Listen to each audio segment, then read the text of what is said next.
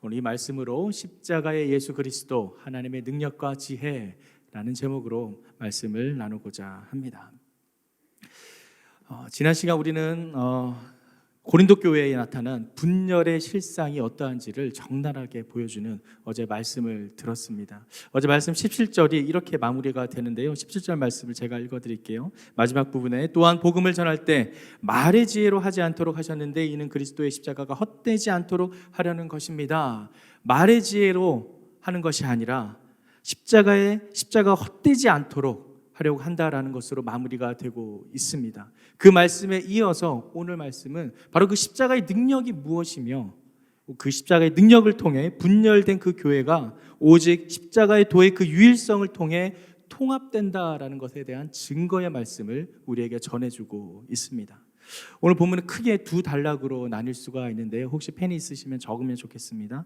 18절에서 21절까지 참 다행히 페이지가 정확하게 나눠져 있어요. 36페이지가 첫 번째 단락입니다. 그리고 두 번째 단락은 22절에서 25절까지 두 번째 페이지, 27페이지가 두 번째 단락입니다. 첫 번째 단락의 내용은 구원을 이루지 못하는 세상의 지혜에 대해서 말씀하고 계십니다. 그리고 두 번째 단락에서는 구원을 이루는 하나님의 지혜에 대해서 이야기를 하고 있습니다. 오늘 보면 18절 말씀을 제가 다시 한번 읽어드리겠습니다. 십자가의 말씀이 멸망당하는 사람들에게는 어리석은 것이나 구원받는 우리에게는 하나님의 능력입니다. 방금 읽었던 17절 지난 어제 말씀에서처럼 복음을 전할 때 말의 지혜로 하지 않고 그리고 그리스도의 십자가 헛되지 않도록 하려는 것이다 에 이어서 바로 오늘 18절 말씀이 이어지는데요. 사실 오늘 본문에 번역되지 않은 원어가 있습니다. 바로 십자가 말씀 그 앞에 접속사가 하나 빠져 있는데요. 왜냐하면이라는 헬라어 가르라는 접속사가 들어갑니다. 왜냐하면 그 말의 지혜로 하는 것이 아니라 십자가가 헛되지 않도록 하려는 것인데 왜냐하면 바로 십자가의 말씀이 멸망당하는 사람들에게는 어리석은 것이지만 구원받는 우리에게는 하나님의 능력이 되기 때문이다 라고 이야기를 합니다. 이 십자가의 말씀 바로 17절 앞에 있었던 말의 지혜와 대비가 되는 말입니다. 십자가의 말씀과 말의 지혜 이 두 대비를 통해서 사도 바울은 십자가의 능력이 유일한 구원의 통로이다라는 것을 선포하는 것입니다. 이 말의 지혜 무엇인가요? 바로 철학적인 논증이나 논리를 통해서 바로 그 어떤 자기만의 인간적인 그런 너무나도 지나치게 치우쳐 있던 그들의 관습을 이야기를 합니다. 놀라운 사실은 바로 이 영원한 멸망과 영원한 구원이 정확한 기준 하나에 의해 나눠지는데 그것이 바로 십자가다라는 사실입니다. 두 갈래의 길, 멸망당하는 사람들 그리고 구원을 받는 우리 이 두 개의 길이 십자가를 통해서 나눠진다라는 것이죠. 그러면서 이제 사도 바울은 이사야 말씀을 인용하면서 이렇게 이야기를 합니다. 19절 말씀을 읽겠습니다. 기록되기를 내가 지혜로운 사람들의 지혜를 멸하고 총명한 사람들의 총명을 폐할 것이다. 세상 사람들의 그 지혜 그리고 그 총명을 멸한다. 바로 이사야 29장 14절의 말씀을 인용한 것인데요. 절대 인간의 지혜와 총명으로는 구원을 이루는 데는 전혀 도움이 되지 못한다 라는 것을 이야기를 합니다. 사람의 지혜로, 사람의 똑똑함으로, 사람의 지식으로는 그 구원에는 이룰 수 없다라는 것이죠. 그래서 계속 이어지는 20절에도 이렇게 설파를 합니다. 지혜로운 사람이 어디 있습니까? 학자가 어디 있습니까? 이 세대의 변론가가 어디 있습니까? 하나님께서 세상의 지혜를 어리석게 하신 것이 아닙니까? 계속해서 반어법으로 이야기를 하는데요. 지혜로운 사람은 헬라의 철학자들을 의미합니다. 당시 그리스 아테네에 있었던 편만했던 헬라의 철학자들 그리고 학자는 어디 있습니까? 이 학자는 유대의 서기관들을 의미합니다. 당시 유대인들 중에 하나님의 말씀을 연구한다고 자청했던 그 서기관들을 의미하고요. 또 이 변론가는 어디 있습니까? 이 변론가가 의미하는 바는 당시 헬라와 유대에 사는 변론과 질문을 즐기던 농객들을 의미합니다. 대부분은 아테네 지역에 있었던 사람들이죠. 바로 이 사람들이 어디 있냐고 이야기를 합니다. 그들이 말했던 지혜와 총명 그것으로는 도저히 구원에 이를 수 없는데 그들은 자신만의 진리로 자신만의 설명으로 이 구원 오묘한 진리 뭔가의 궁극적인 그 진리를 설명하고 찾아내려고 애쓴다라는 것입니다. 사실 하나님께서 이 세상의 지혜를 어리석게 하신 것이 아닙니까? 라고 사용됐던 이 세상은 코스모스라는 원어인데요. 이 코스모스는 이 단어 자체가 질서정연한 조화를 의미합니다. 그래서 이 코스모스라는 단어 안에서 이미 그 당시 사람들은 일정한 어떤 진리를 추구하는 그런 방향을 찾아볼 수가 있습니다. 그래서 당시 헬라 철학자들 중에서는 이 코스모스 자체를 하나의 신으로 신격화시켜서 우상 숭배로 나아가는 자들도 있었습니다. 그런데 지금 이 바울은 바로 그들이 그렇게 숭배해 마지 않는 신이라고도 추앙할 만한 그 코스모스, 그 우주, 보편적인 어떤 진리를 그대로 사용을 하면서 하나님께서 그 세상의 지혜를 어리석게 한 것이 아니냐라고 다시 우리에게 묻고 있습니다. 바로 사도 바울은 자신의 그 인간적인 세상적인 지혜로는 하나님의 십자가의 의미를 깨닫는 자가 전혀 없다라는 것을 우리에게 이야기하고 있습니다. 사랑하는 성도 여러분, 십자가는 역설의 진리입니다. 그 십자가는 그 의미 하나가 단순히 죽음이나 죄악이나 부끄러움만을 상징하는 것이 아님을 우리는 알고 있습니다. 하지만 세상 사람들이 보기에는 그것은 단지 부정적인 의미로서 죽음을 상징하며 실패를 상징하는 도구가 될 뿐이죠. 하지만 우리에게는 그것이 죽음뿐만 아니라 부활을 넘어선 생명도 의미한다는 것을 우리는 알고 있습니다. 이 진리는 세상의 지혜와 지식으로는 파악되는 것이 아니라 바로 하나님의 계시로만으로, 그 계시만으로 이루어진다라는 사실을 우리에게 보여주고 있습니다. 21절 말씀을 함께 읽겠습니다. 하나님의 지혜에 있어서는 세상이 자신의 지혜를 통해 하나님을 알 수 없으므로 하나님께서는 어리석게 보이는 말씀 선포를 통해 믿는 사람들을 구원하시기를 기뻐하셨습니다. 여기서 말씀 선포라고 우리말은 번역하고 있는데요, 개역개정에는 전도에 미련한 것이라고 보통 다 기억하고 있는 말씀입니다.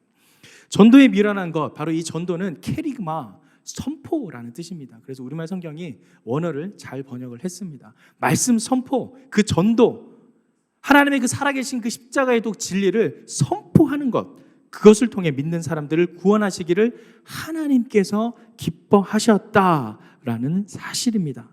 자, 여기서 놀라운 사실은 지금 이 문장만을 읽으면 하나님께서는 어리석게 보이는 말씀을 통해 믿는 사람들을 구원하시길 기뻐하셨다라는 것을, 그 말씀의 이면에는 그렇다면 사실 믿지 않으면 구원을 받지 못한다라는 것을 내포하고 있습니다. 무서운 말씀입니다. 믿어야 구원을 받는 것이지 믿지 않으면 구원을 받지 못한다라는 것을 표현하고 있는 것이죠. 이 첫 번째 전체 단락에서 사도 바울은 바로 이것을 표현하고 있는데요, 사도 바울은 세상은 자신들의 지혜, 결국 그들이 추구하고자 하는 지식과 그들이 갈망하는 바로는 결코 하나님의 그 구원의 능력 가운데는 들어갈 수 없다라는 것을 이야기하면서 오직 믿는 자들은 그 세상 사람들이 우습게 보고 하찮게 여기는 그 십자가에 대한 믿음으로 말미암아 구원을 얻는다라는 것을 강조하며 선포하고 있습니다. 그것이 바로 첫 번째 단락에서 보여주는 세상의 지혜로는 구원에 이를 수 없다라는 사도 바울의 선포입니다. 이제 두 번째 단락으로 넘어가겠습니다. 22절 말씀을 함께 읽겠습니다. 시작.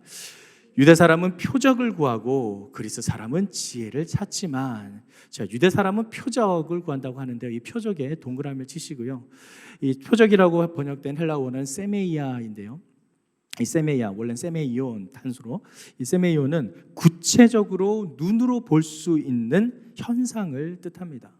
뭔가 눈에 나타난다라는 것이죠.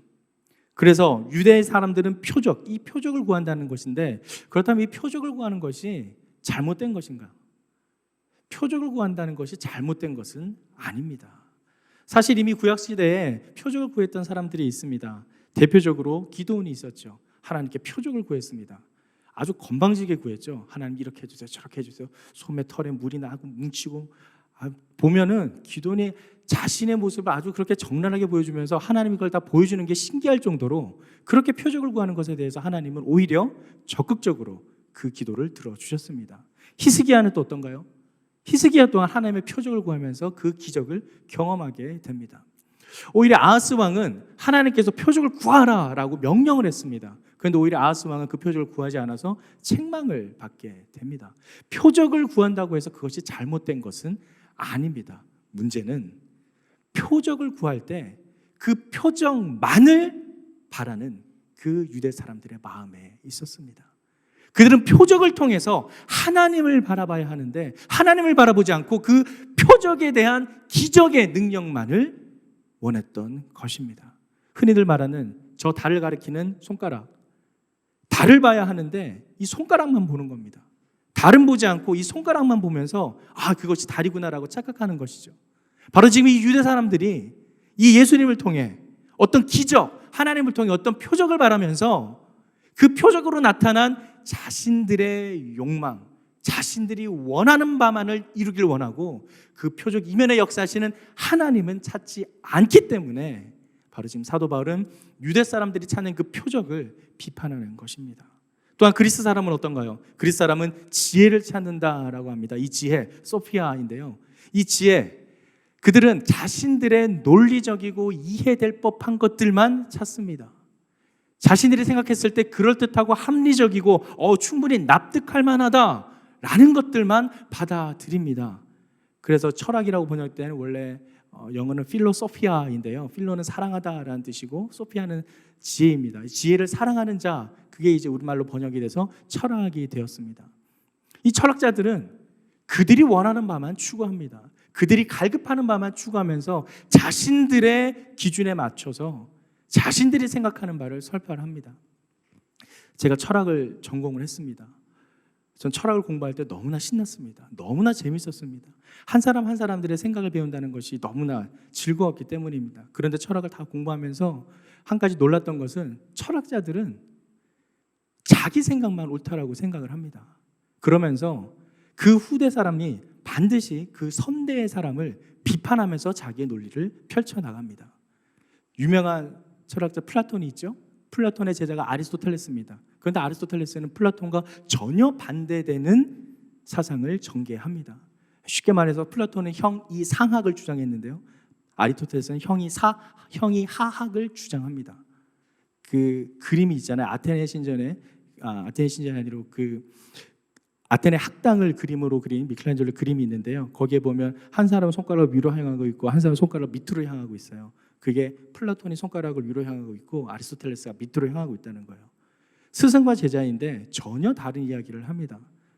그들뿐만이 아닙니다. 현대 철학도 마찬가지예요. 데카르트, 로크, 버클리, 휴me, 밑으로 칸트, 헤겔, 계속 이어지는 철학자들은 그 자신이 주장하고자 하는 바를 강조하기 위해서 이전에 있었던 철학자들의 주장들을 다 뒤집어 엎습니다.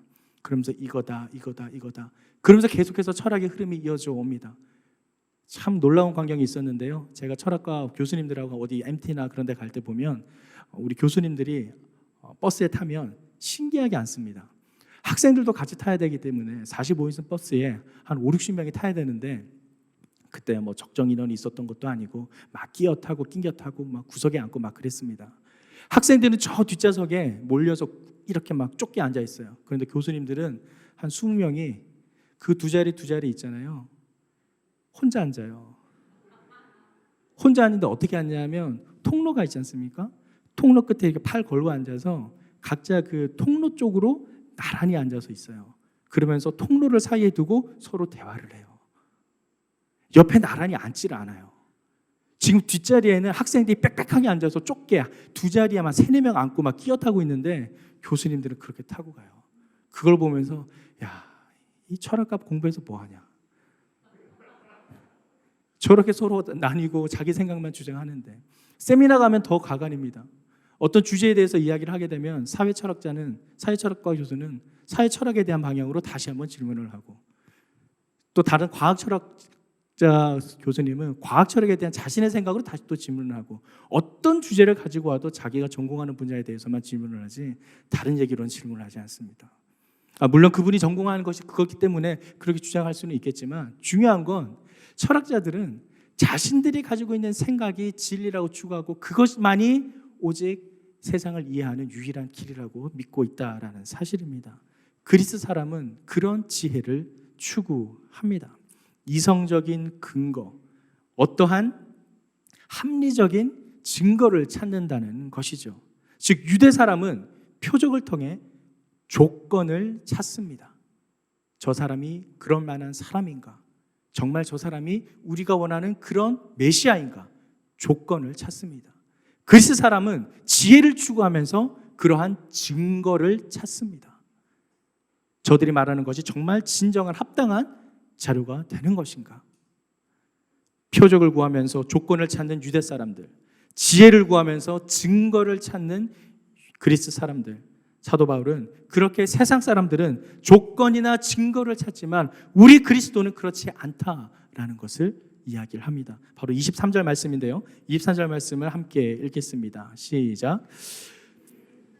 못 박힌 그리스도를 전파합니다. 이것이 유대 사람에게는 마음에 걸리는 일이며 이방 사람에게는 어리석은 것이지만 십자가에 못 박힌 그리스도, 여기에 큰 가로를 치시고 밑줄을 여러 번 꺼주시기 바랍니다. 오늘 전체 본문의 핵심적인 문구입니다. 십자가에 못 박힌 그리스도. 자, 이 단어, 이 문구 표현 자체만으로 이미 상당한 모순을 지니고 있습니다. 십자가에 못 박힌 그리스도.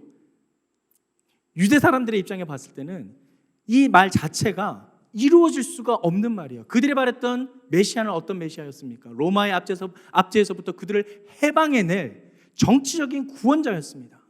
영광과 능력과 승리의 상징이 되는 사람이 바로 메시아였습니다. 그런데 그런 메시아가 어떻게 십자가에 달리는가?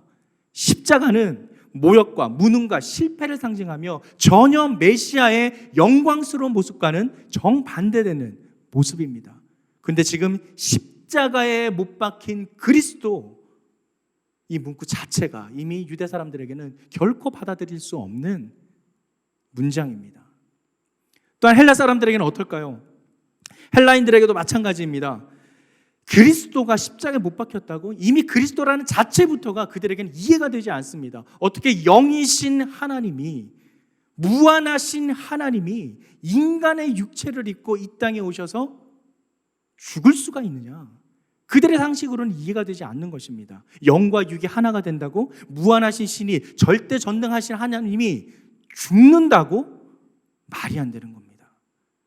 이미 유대인들에게나 그리스인들에게나 십자가에 못 박힌 그리스도 이 자체가 그들에게는 받아들일 수 없는 상황인 것입니다. 하지만 우리는 압니다. 그래서 그들에게는, 유대 사람에게는 이것이 마음에 걸리는 일이 되고 또한 이방 사람들에게 이것이 어리석은 것이 될 수밖에 없지만 우리는 알고 있습니다. 이것이 능력이라는 것을, 그것을 바로 24절 25절 말씀에서 선포하는데요, 함께 읽겠습니다. 시작. 부르심을 받은 사람들에게는 유대 사람이든 그리스 사람이든 그리스도는 하나님의 능력이며 하나님의 지혜입니다. 하나님의 어리석음이 사람의 지혜보다 더 지혜롭고 하나님의 연약함이 사람보다 더 강하기 때문입니다. 아멘. 여기 부르심을 받은 사람들에게 밑줄을 긋고요, 여기서 부르심을 받았다라는 것은 하나님께서 이미 먼저 선택을 하셨다라는 것을 의미합니다.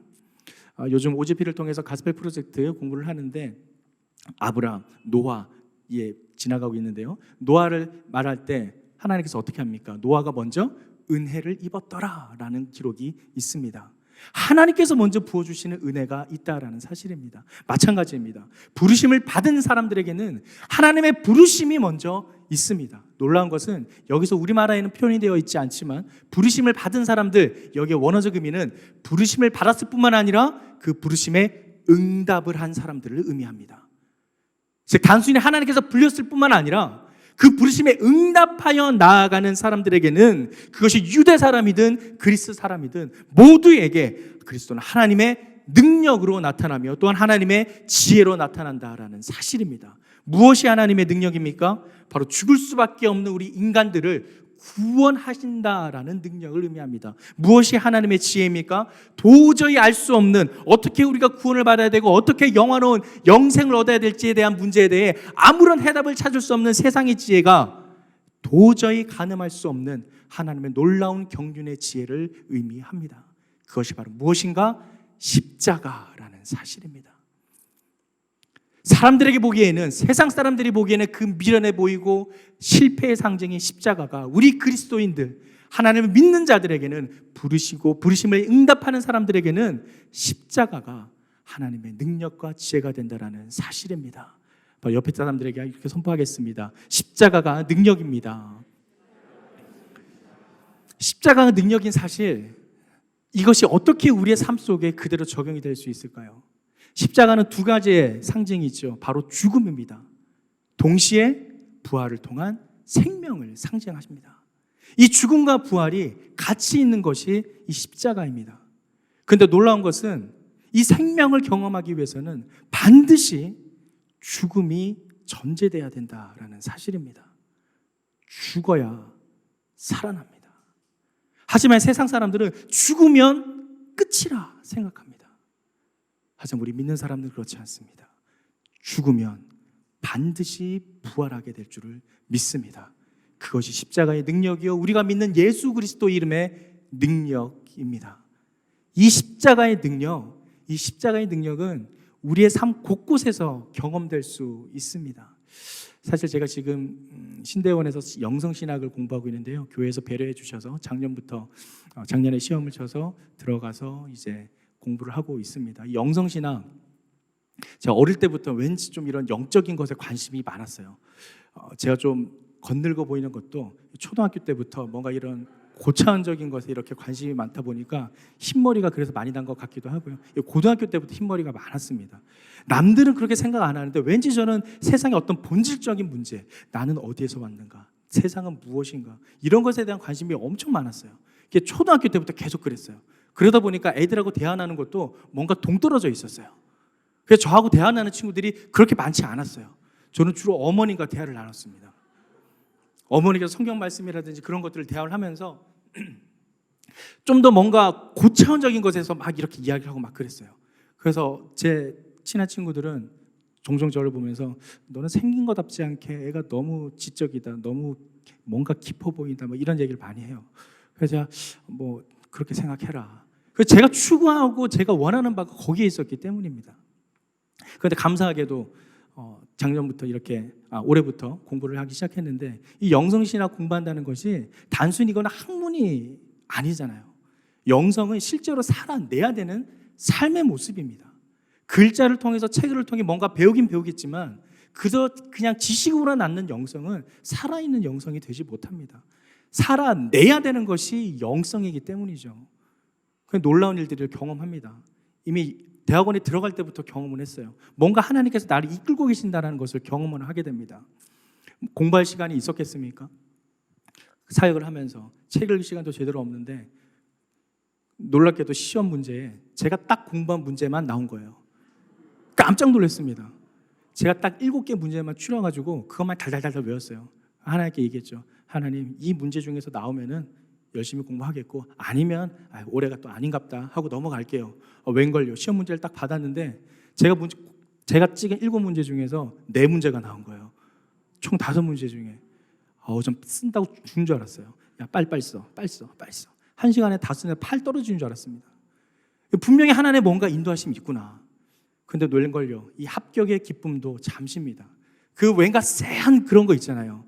이 합격을 했는데, 야, 뭔가 이제 하나님께서 나를 만질 것 같은데, 뭔가 다루실 것 같은데 라는 그 쎄한 느낌. 야, 이거 나의 죄성을 내가 알기 때문에 나의 이 모습 이대로는 영성을 공부하는데 부족하다는 걸 내 자신이 알아요. 너 이 상태로서 네가 공부를 한다고, 네가 영성을 공부한다고 알고 있어요. 그러니까 합격을 했는데 뭔가 쎄한 거예요. 야, 뭔가 시작될 것 같다, 뭔가 올 것 같다. 왔습니다. 합격의 기쁨을 전하는 것 동시에 아버님과 대판 싸웠어요. 뭐 구체적인 얘기는 드릴 수 없지만 그동안 쌓여왔던 40년 넘게 쌓여왔던, 제가 나이가 40이 넘었는데 아버님과 싸웁니다. 큰 소리를 지르면서 막 싸웠어요. 그런데 놀라운 사실은 그 일이 있은 일주일 후에 제가 기도를 하면서 기도원에 들어갔다가 다시 나오면서 아버님을 찾아갑니다. 그 아버님 앞에서 무릎을 꿇어요. 그리고 아버님과 극적인 화해가 이어집니다. 깜짝 놀랐어요. 저도 내가 죽어야 된다. 일단 내가 죽자. 죽어야 내가 이 길을 갈 수 있다. 아버님과의 관계가 완전히 해결이 됐어요. 전 정말 기적을 경험했습니다. 내가 죽으니까 살아나는구나. 그런데 또 쎄해요. 왜냐하면 이게 끝이 아니거든요. 아버님과의 관계만 해결됐다고 나의 모든 관계가 해결되나요? 아닙니다. 나의 삶의 구석구석에 해결돼야 할 것들이 아주 많아요. 여러분도 마찬가지일 거라 생각됩니다. 아버님과의 관계가 해결됐다고 모든 일들이 해결되는 게 아니에요. 아내가 등장합니다. 2라운드예요. 기가 막힙니다. 집안에서. 제가 이제 결혼 9년 차인데요. 9년 차 되는 동안 뭐 한 번도 안 싸웠겠습니까? 어마어마하게 싸웠습니다. 그 싸우는 것들이 아내에게 너무나 미안한 마음이 많지만 그러한 것들을 또다시 해결하게 해주십니다. 그 모든 과정이 다시 한번 하나님 앞에 드려지는 시간이 되게 됩니다. 특별히 이번에 아내 아버님께서 소천하시는 그 장례 과정을 통해서 다시 한번 아내를 보게 되고 그 죽음에 대한 것을 묵상하면서 다시 아내를 바라보게 되고 아내를 바라보는 시각이 전적으로 바뀌었습니다. 100% 바뀌면서 이제는 아내 말엔 무조건 100% 순종이다. 내가 죽어라. 남자 지사님들 죄송합니다. 왜 굳이 이걸 다 있을 때 말해서. 중요한 것은 내가 죽어야지 산다라는 것이죠. 근데 아내 문제가 끝났다고 해서 다 끝났을까요? 또 있을 겁니다. 계속해서 우리의 삶 가운데는 그런 문제가 계속 일어납니다. 중요한 것은 그런 문제가 나타날 때 내 안에 내가 죽고 예수 그리스도가 살아나는 것, 그것이 바로 우리가 경험할 수 있는 십자가의 능력입니다. 우리가 죽을 때 비로소 하나님께서 역사하시는 줄 믿습니다. 내가 사라질 때 바로 그 자리에 하나님의 역사가 일어날 줄 믿습니다. 예수님께서 먼저 보여주신 그 십자가의 본은 바로 죽음 이후에 경험하게 될 놀라운 부활의 생명의 영광이었습니다. 바로 오늘 사도 바울은 그 십자가의 능력을 이야기하며 우리 또한 그 십자가의 능력을 경험하기를 선포하고 있는 것입니다. 그래서 아까 우리가 읽었던 것처럼 21절 말씀에 어리석게 보이는 말씀 선포를 통해 라고 합니다. 이것은 전파되는 것이고 캐리그마로 선포되어야 될 것입니다. 사랑하는 성도 여러분, 이 십자가의 능력을 경험하시기를 간절히 축원합니다. 이것은 경험돼야 되는 거예요. 제가 이렇게 당당하게 말씀드릴 수 있는 것도 제가 경험을 했기 때문입니다. 이것은 정말 살아있는 말씀이고 살아있는 생명의 능력인 줄 믿습니다. 내가 죽을 때 십자가의 능력은 반드시 나타납니다. 그래서 아까 마지막에 읽었던 25절 말씀처럼 하나님의 어리석음이 사람의 지혜보다 더 지혜롭고 하나님의 연약함이 사람보다 더 강하다라고 사도 바울은 이야기하는 것입니다.